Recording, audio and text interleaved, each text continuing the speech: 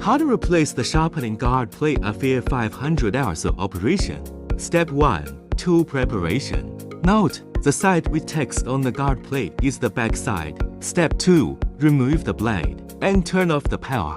Open the machine hide cover and find the guard plate. Rotate the belt and unscrew the screws between the blade and the component. Loosen the blade. Step 3. Remove the guard plate. Unscrew the 2 screws. Then remove it, being careful not to be cut. Rotate the plate and loosen the 2 screws on the other side. Then remove the second guard plate. Step 4. Install the new one.